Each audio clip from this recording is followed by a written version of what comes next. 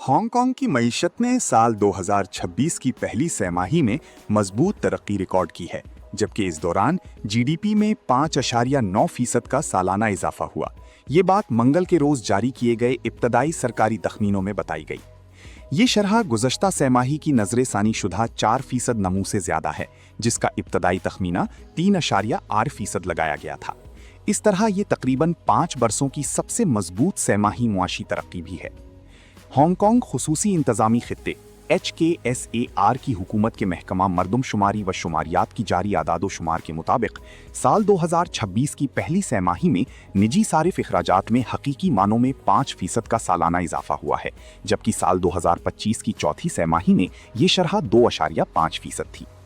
मुल्क की मजमूई मुस्तकिल सरमायाकारी में साल 2026 की पहली सैमाही के दौरान मजीद 17.7% का हकीकी सालाना इजाफा रिकॉर्ड किया गया।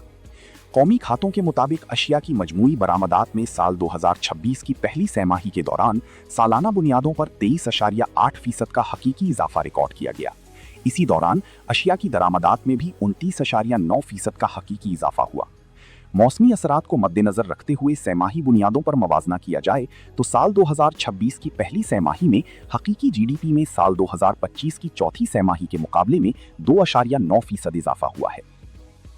हांगकांग खुसूसी इंतजामी खित्ते की हुकूमत के तर्जुमान ने कहा है कि साल 2026 की पहली सहमाही में हांगकांग की मईशत में बड़े पैमाने पर वुसअत आई।